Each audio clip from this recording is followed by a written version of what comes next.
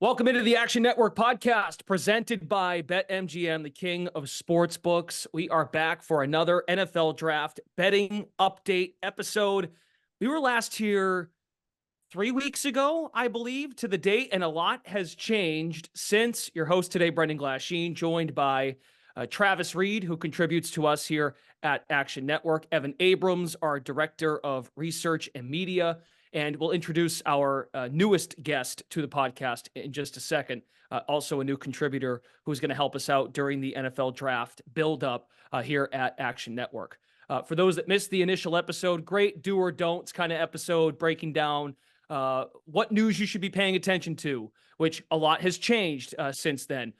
Not overreacting too much to the tea leaves, understanding that a lot of this is smoke leading up to April and who to believe, who not to believe, what not to believe. So a lot's changed with free agency underway after the middle of March.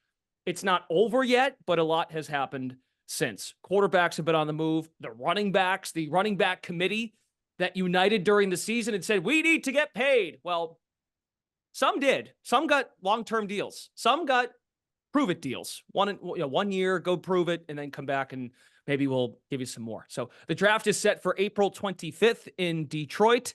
We're going to look at markets as well as first position markets, potentially the free agency fallout and how it might impact. Okay, let's welcome in our newest guest to the podcast first. Let's say hi to Jacob Wayne, new contributor here at Action Network. Jacob, hello. And where are you at this point in your NFL draft research? How's it going, man? Excited to be here. Yeah, just a lot of fallout from free agency, a lot of big moves across the league that are going to shake up the way we're seeing the top of the draft order. And a lot of the fallout is affecting what we're seeing in the first position markets for teams, affecting the odds for what position they're going to grab number one. And get into some more specifics with that, but that's kind of where my head's at the moment. Okay, latest development from Travis Reed relates to the quarterback market. And Travis, we hit on this as we got ready for the show today. When you look now at the top 15, 16 teams in the draft order, nothing has changed as far as who owns what picks as of right now. But with what's transpired here in free agency, especially quarterbacks, and when we say free agency, trades have also gone down in this free agent period. What jumps out to you most, Travis, especially in the quarterback market? Well, the big one is Kirk Cousins going to Atlanta, which opens up some room in Minnesota. They signed Sam Darnold, but I don't think anyone thinks he's anything more than a stopgap. And then Minnesota does a pick swap with Houston, which looks like they're building up some draft ammo to maybe move forward in the draft, which could blow up a lot of mock drafts, depending on where they move up to. Do they move up to 3, 4, 5? Somewhere up there to try to get, and then which quarterback are they even moving up for? A lot of people presume it's McCarthy after the first 3, but maybe, they make a big swing and move up to, like I said, 3rd and try to get Drake Maye, and New England just moves back. But a lot of moving parts there, but Minnesota was kind of the team that was left out as far as who got a quarterback. So they're going to be the team to watch going forward that can affect a lot of these draft markets. I don't see one myself. Maybe Evan can speak to this. A market available for the potential of what position Minnesota drafts with their first selection, should they move up from 11, if maybe they let J.J. McCarthy fall to 11, or with the Josh McCown and Drake Maye connection from their high school days in Charlotte, maybe that there's incentive for Minnesota to move into the top 5, Evan.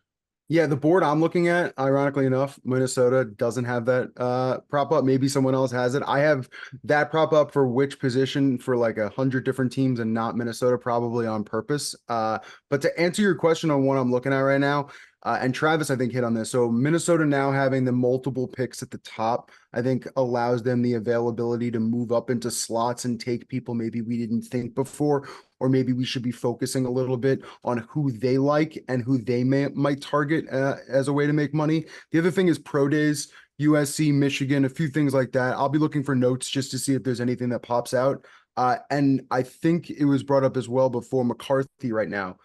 EDP was about the 18 range when we started, now down to 8. So I think trying to figure out where he might land, and Neighbors. lot of smoke, a lot of mirrors in terms of, do some teams like him over Harrison? Is there value? I see 8-1s, 9-1s, 7-1s on him being the first non-skill player, then receiver, different ways to bet that. But to me, March 18th, those are kind of the storylines. Yeah, surfing the market a bit here, seeing the team to draft Michael Penix Jr. The favorite right now is Minnesota, around plus 400. So that's interesting. But should they move up, does Penix become a top 5 pick? Maybe after that semifinal game, that was a lot of the attention, a lot of the discussion after the first couple of days of that first college football semi-final game before the championship game, of course, when he got exposed against Michigan. So Jacob, we did kind of the Evan Abrams, Travis Reed, do's, don'ts, what's smoke, what isn't smoke. You hit on this. So using free agency as a starting point, but your first reaction to the fallout is to look at first position markets. So expand on that. What exactly are you targeting as a result of some of the news that's come out? Yeah, so some good examples. I'll start with the Jets. So they signed Tyron Smith and Morgan Moses to 1-year contracts, kind of setting in some, at least for this season, starting tackles where they really needed them badly. Everyone had been penciling in the Jets to take a tackle at number 10. Now, all of a sudden, Brock Bowers, heavy favorite to go to the Jets now. I saw around plus 150 at one shop. So that is definitely going to impact their positional decision-making at that pick. Not to say they can't take a tackle now, but more flexibility there. Another one I found interesting, we saw some heavy reaction to the Calvin Ridley signing with the Titans. They're now heavy favorites to take an offensive lineman. Potentially Joe Alt in that spot is a name that I think is the most likely. And then the Jaguars are still around even money at some shops to take a cornerback, but I'd be looking at them as a potential wide receiver team. Still have Christian Kirk, of course, signed Gabe Davis in free agency, but I still think they could use another receiver. Brian Thomas is a name that I'd be looking at for them. And then one more I'll shout out is the Chargers. Obviously, you guys talked about the Vikings potential to trade up. Definitely potential to do that at number 5. So one thing I'll shout out is make sure you're paying attention to the language of these betting markets when you're looking at, for example, you could see player to be selected at number 5 versus player to be selected by the Chargers. Those are two different things because if the Chargers trade down, obviously, somebody else will be picking at number 5. But we're seeing now Malik Neighbors is the heavy favorite to be the number 5 pick to the Chargers. Obviously, no more Keenan Allen. Mike Williams got cut, could still be coming back, but definitely need a long-term receiver option in LA, and Neighbors likely the best option for them at number 5 there. Okay. So I'm glad you brought up that the quarterbacks get the attention, rightfully so. So looking at the top of the draft, Bears, Commanders, Patriots, then there appears to be a drop-off because at 4 and 5, you've got two teams, Rondale Moore on the move to Atlanta, Desmond Ridder goes the other way, heading to Arizona to back up Kyler Murray, we think. And then with the Chargers, they have their quarterback, they have their head coach. Greg Roman's the offensive coordinator now, who was out of the league last year, was in Baltimore a few years back now, and he was the offensive coordinator who installed that whole new system for Lamar Jackson, and they built it around Lamar, and Greg Roman was his binky to just make it work. And then, of course, they went in a different direction with Monken now, and there's more of a passing attack, and then they didn't run the ball in the playoffs. But that's an aside. But so you guys are talking Neighbors here, and Travis, you brought this up too, but what about the possibility, and this is just someone who's consuming news and trying to make sense of it all, does Jim Harbaugh have a soft spot for a guy that played in his conference like Marvin Harrison Jr.? Is there a possibility that Marvin Harrison Jr. is in limbo at 3, or is there an angle for the Chargers and or the Cardinals to go up and get the Ohio State Buckeye at receiver? It's possible for sure. Like as early as it is, everything's on the board. I think right now with a lot of the Neighbors smoke is it's just that we get kind of bored of just having Marvin Harrison at the top of the wide receiver list all off season. And so people are like, well, what if it was this guy? What if it was this guy? But I'm still not buying it yet. I still think he's going to be the first one. Now the question becomes, if we do have that trade up, like say Minnesota comes up to 4, obviously he would be a smash pick, I think, at 5 for the Chargers. Like you said, they just lost their 2 receivers. There's not much there. So I have a hard time believing that he's not the first non-quarterback selected still. no, whether that's at 3, 4, 5, 6, it doesn't matter. I think after the run of quarterbacks, I'd be pretty surprised if he's not the first guy off the board. He's I mean, right. Go ahead, Evan. Now, to say right now, Harrison's about 7-1 to go fifth, which honestly I think is interesting considering the fact that he's minus 230 to go fourth. And we talk about who's at fourth and who's at fifth as like a big way to have the conversation, right? So the language on that kind of would like that 7-1 on the fifth pick, considering if Minnesota or someone else does come up and Harrison is still number one, he could be fifth overall and still, you know what I mean? Does that make sense to everyone? Yep. I'm glad you brought up the Marvin Harrison, the Chargers thing, because we're seeing now like the Vikings are around even money to be the team that gets McCarthy. And that would probably be a trade up to 4 or 5. But that if they move up to 4, the Chargers could be absolutely living life if Marvin Harrison falls to them at 5. So that's the best case scenario for them. I definitely think a flyer on 7-1 odds there makes a lot of sense. And we saw with this new regime last year in Arizona, they were willing to trade down with a high pick last year. So I would not be shocked to see them do that again and just stockpile picks to try to rebuild that roster around Kyler. It's a good call out there on McCarthy about, yeah, as Evan said, even money. And then exactly. The idea, there's a mystery behind what Minnesota wants to do based on where they're currently at 11.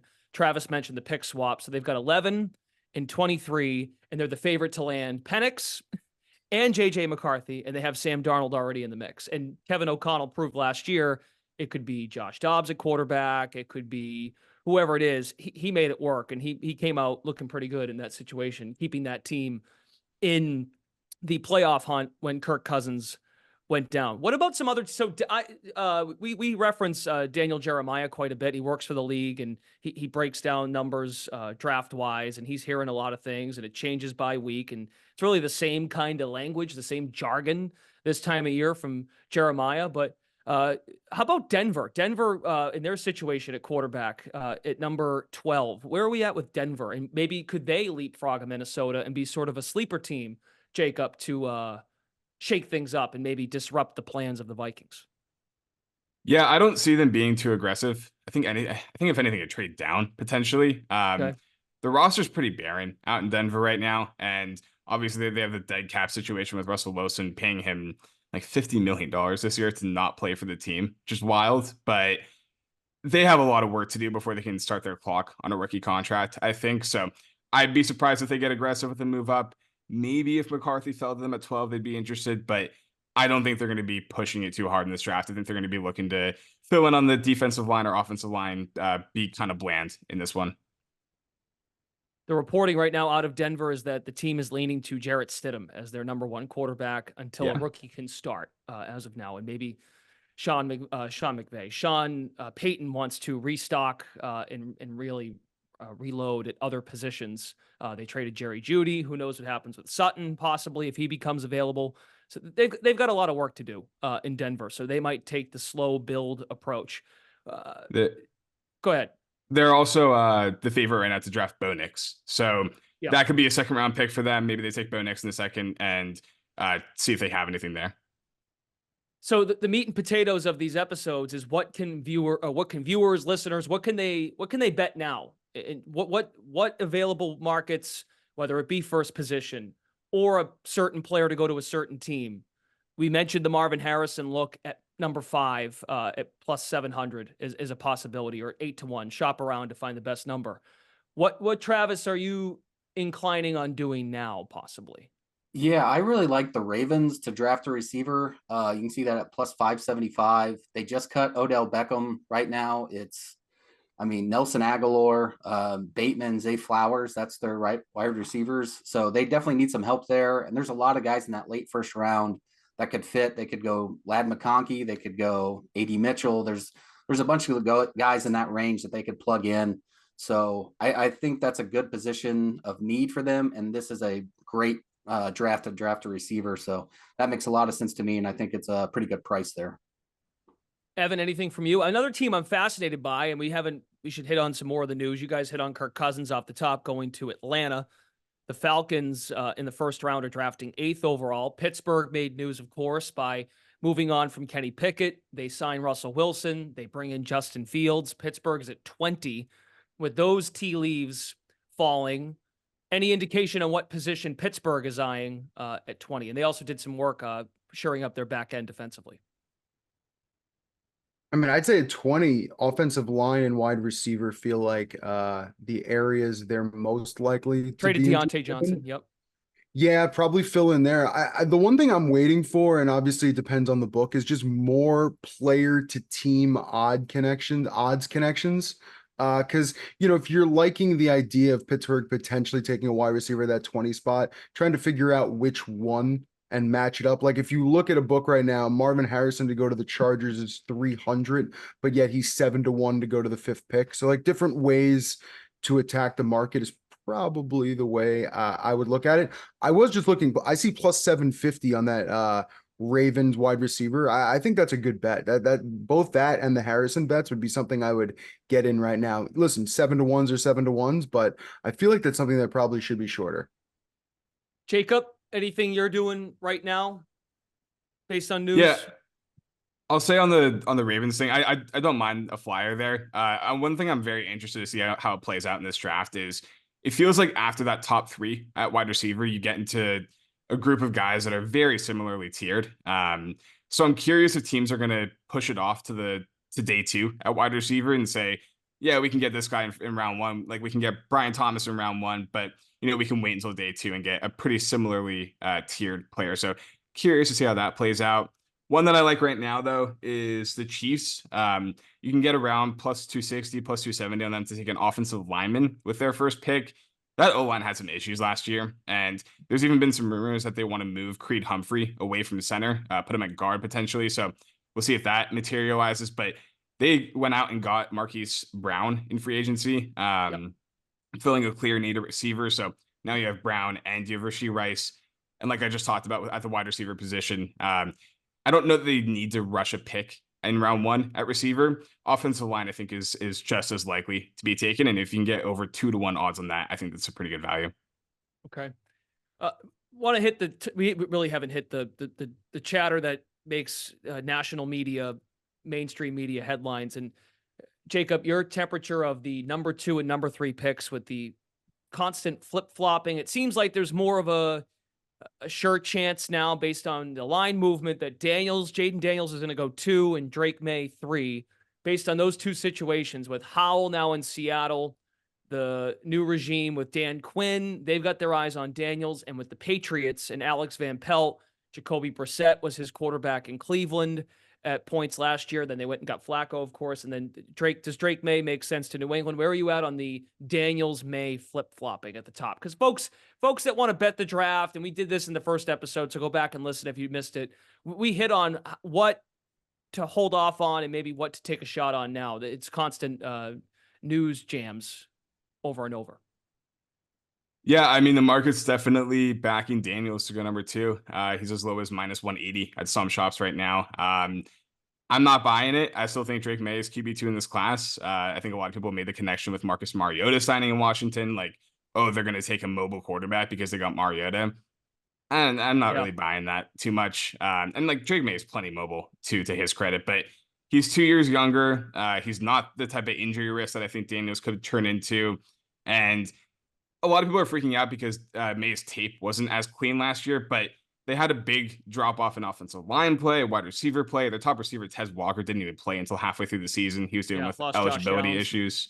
Yep. Yeah, so I still think it's Drake Maye. I'm curious to see after his pro day, which is coming up next week, I believe, if that shifts at all. But I think the value has to be on Maye at this point in time.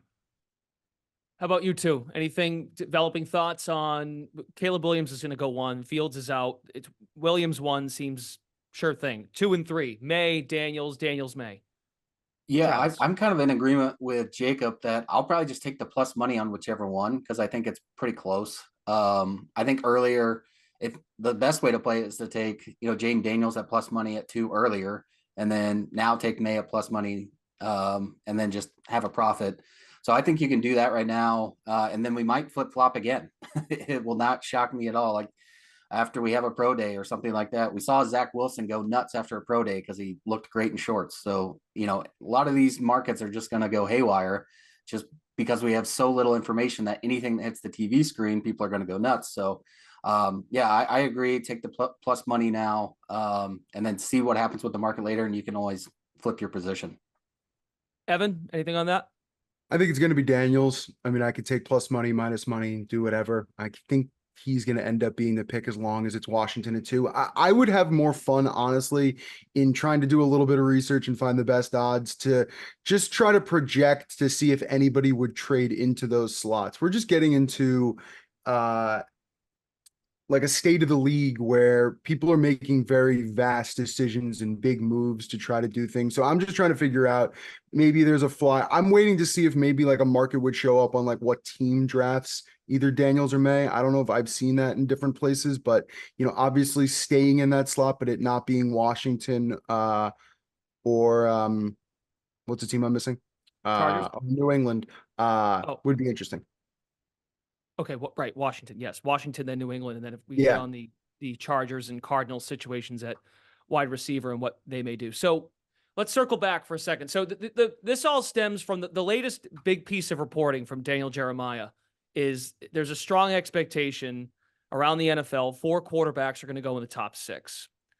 So if Minnesota, so Bears, Commanders, Patriots, if they stay where they are, Williams, Daniels, Maye, or Williams, Maye, Daniels. Where's that 4th one coming in? We hit on JJ McCarthy as a favorite to go to Minnesota. But in that market, just to share again, Minnesota, the favorite to land JJ McCarthy at minus 115. Is there a betting opportunity here on who drafts McCarthy outside of the Vikings if the Vikings move up and then they possibly go get Maye, for example, Jacob? Yeah, there's been a lot of buzz around the Giants for JJ McCarthy at number 6. That too, because they're not sure on Daniel Jones. Right. Right. And I could see that being a situation where they draft McCarthy, let him sit for a year behind Daniel Jones, and then bring him in. Potentially a quarterback who needs a little bit more time, a little bit more of an unpolished passer. But you're seeing right now around plus 170 odds on the Giants to take a quarterback with their first pick. So potential flyer there. Yeah, I think the Giants that could be fits, right? So just to list the odds, and I don't mean to cut you off, just to kind of tie it in a bow here. Vikings minus 115, the Giants at plus 350 are the next favorite to land JJ McCarthy. Well, that lines up with Jeremiah's reporting. If the Giants are at 6 and they take a quarterback, and the first 3 that we listed, Williams, Daniels, Maye, whichever order, more so those second and third guys, that aligns. Yeah, could definitely see that be the case. I think the Vikings trading up for Maye is still very much in play. I think everybody just assumes they're going to get McCarthy, but if the Commanders go with Jayden Daniels at number 2 and the Patriots are staring down Drake Maye at 3, could see them with their situation right now. No GMs hired still. Definitely a team entering a rebuilding period. Like, could see them being interested in a trade down if the Vikings are willing to offer a pretty hefty package there. Okay. Travis, any follow-up thoughts on the JJ McCarthy? So Minnesota, the favorite, Giants next. Then there's a drop-off to the Broncos at plus 430, Patriots at plus 900, which would reflect the Patriots trading down from 3. I think, unless there's no shot JJ McCarthy's going number 3 overall, I don't think. Yeah, the other way to play it is just to say, okay, maybe this is Will Levis all over again. And yeah, you get all this hype like, oh, he might go 2nd overall, and then draft day shows up and it's 20th pick and he's still on the board. So I do think you can play it that way and maybe go with one of these like later teams at a really long odds if you're trying to get some action that way. Although probably the smarter way to do that would just be to bet like the under on quarterbacks in the first round if you think that's the way it's going to go. But I don't think that's out of the realm of possibilities at all. Like I said, we've seen it a few years in a row now where quarterbacks just get hyped up and then draft day comes and they're just sitting there in the waiting room, putting mayo in their coffee like a sicko. So we'll see if it happens again this year. Evan, you were nodding in agreement on this thought that maybe there's a possibility here for JJ McCarthy to be linked to similarities of Will Levis. Yeah, I mean, I'm just always looking for the opportunity to try to find a long shot or something of that nature, at least to take a position. So I inherently looked down the board and kind of had my eyes on like the Seahawks or Raiders. if he falls, those are teams that obviously need quarterbacks. Now, Seattle needs a whole bunch of stuff, and so do the Raiders. And I'd probably recommend them doing other things.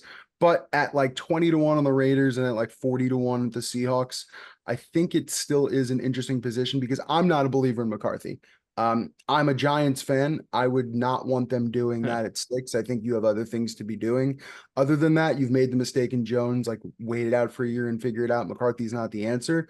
But I kind of like the idea of not the 4.5 quarterbacks first round that Travis was talking about, but I do still think McCarthy could go first round, but yet the buzz about him going like top 6 or 7 may not hold up, if that makes sense. So I was kind of looking in that 13 to 16 range, and those are the two teams that kind of popped up for me, at least initially.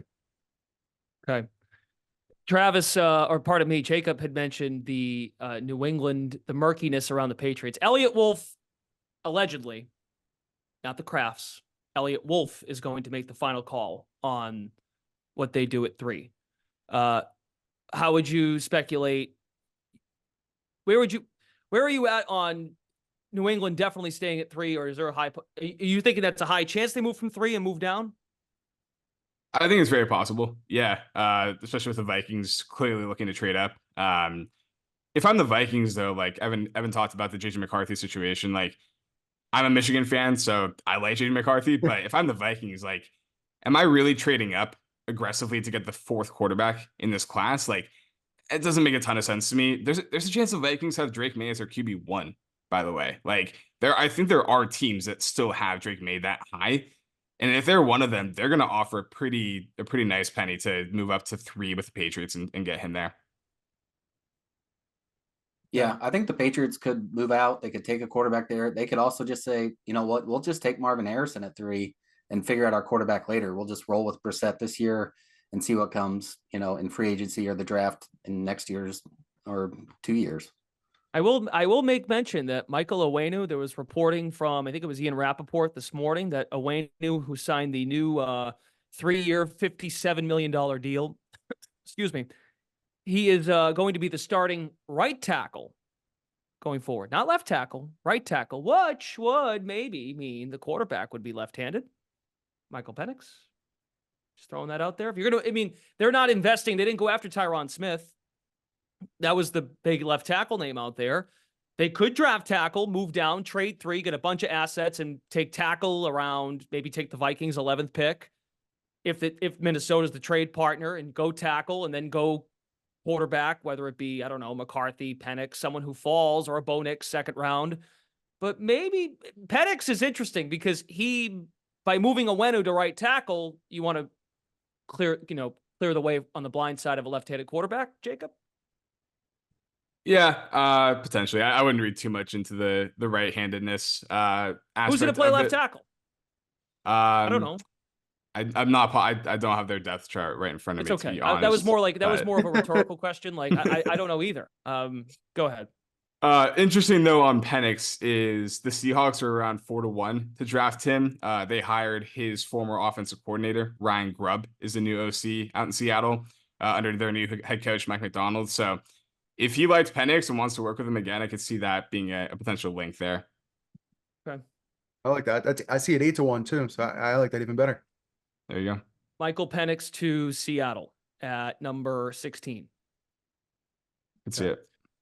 Sam Howell's there now, and maybe they want to give Geno another shot. But with a new OC in Seattle, do they lose patience and want to give new coaching staff as well? Never mind the new offensive coordinator, but do they want to give an opportunity to see what they have? Shane Waldron's now in Chicago, left Seattle, whole new staff. Do they want to say, well, hey, we'll see what we have out of Geno and maybe have someone like a Penix and a Howell compete for the number 2, and then they go in that direction? So, all right, fellas. Last thing, we'll leave on this. I'll go around the horn from each of you.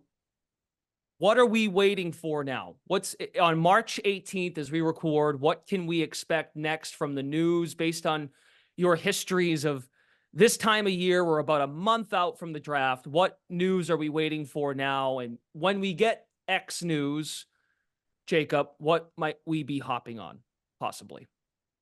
Yeah, pro days. I think we're going to see a lot of potential shakeup with quarterback coming out of these pro days. We saw it last year with a lot of buzz around Bryce Young, CJ Stroud. I think some opinions will be formed based on these guys' pro days, especially Drake Maye didn't really test at the combine. So excited to see how he fares at that one. But once we start to get more of a feel of where teams see these quarterbacks, can start to pencil in these top picks a little bit more. Travis, anything pro days, anything that you're kind of eyeing news wise that might make you think and want to glean another market that's out there? I mean, news wise, that Minnesota trade, that would be the big one. Yeah. Once that goes through, that's going to answer a lot of questions. And if there isn't a trade, that also answers a lot of questions. So if they do just sit there at 11 and 23, I think it was, that helps paint the picture of those top 5-6 picks, and that kind of everything flows from there. So whether or not, this was kind of a smokescreen, or they are, building up that ammo to move up, that's going to tell us a lot about how those top 5 picks go, which is going to make it a lot easier on the betting markets of, okay, now we can at least have an idea of how this is going to go down. So a similar comp to what the Vikings might do is what the Dolphins and the Niners did in 2021, which allowed the Niners to move up to 3, take Trey Lance, and then the Dolphins moved back, and that changed how things went. The Patriots settled with Mac Jones. Justin Fields went to the Bears at the time, and 3 quarterbacks went with the first 3 picks as a result. Now, we think with the 3 teams currently as constructed in the draft order, still very well could be 3 quarterbacks. The question is, does New England move out of 3 and suffer and change their direction and suffer for the short term, but build long term because they just have so many holes? Evan, anything to add on that before we go as far as what you might be waiting for? And by the way, that deal with the Dolphins and the Niners 3 years ago, that went down just before the start of April. March 29th was the date that trade went official. We nailed a few of it, but I'll just roll through some things I'm looking at right now. So more betting markets as we get closer to the draft, Yes. keeping track of the new ones that pop up. I'll even say this, it's kind of EDP season when you're looking at all different types of mock drafts. So just tracking ups and downs, and some stock reports are important in tracking those odds. Pro days, humongous. USC, Michigan this week. Wait for your Zach Wilson throw and the different things that'll move the market. And free agency, in my opinion, you're going to have some stragglers kind of come in. So it's interesting to find out who goes where and tracking that a little bit. And the last one is just a good example would be, and I'm going to screw up pronouncing this guy's name, but Talis Fuaga. People like that, he's kind of moving up boards. He's up 6 or 7 slots in the last few EDPs. So trying to figure out who is moving up boards kind of helps shape some things. So that would be my advice. Are you all 3 of you on the edge of your seats with the S2 cognition tests? Are we eyeing any of that when the test day is? No? Can't wait. Or did CJ Stroud put that argument to bed? Possibly. Yeah, clearly didn't matter for Stroud last year. So yeah, I think we can kill that narrative. Every player is its own entity, its own example, but that made some news. But I need more data on hand size data. That's what we need more of. Yeah. All righty. Yeah. I mean, still not a lot available as far as markets and those first position markets. So as they come out, we should have more. We're going to be here. If you're listening now, of course, we're going to be here every Monday going forward, leading up to the NFL draft, which goes down in Detroit, April 25th. So still more than a month away. So to start your week, we hope you can join us. And Jacob Wayne, welcome to the team. Thanks so much for stopping by and providing your analysis. Thanks, man. Thank you for having me. All right. I'm sure we'll hear from Jacob again as we near draft day and when we put out more NFL draft betting previews here coming up. Evan Abrams, Travis Reed, they'll be here every week. Thanks for tuning in, everybody. We'll be back next Monday, March 25th. For Evan, Travis, and Jacob, Brendan Glasheen, tons more coming on the NFL draft. New episode out every Monday afternoon starting today. So be sure to join us. Rate, review, and subscribe to the podcast. We also have the video version up on the Action Network YouTube page. So hit the subscribe button there and also like the video. Leave a comment if you are so inclined. Thanks for listening to the Action Network podcast presented by BetMGM. We will talk to you again next week.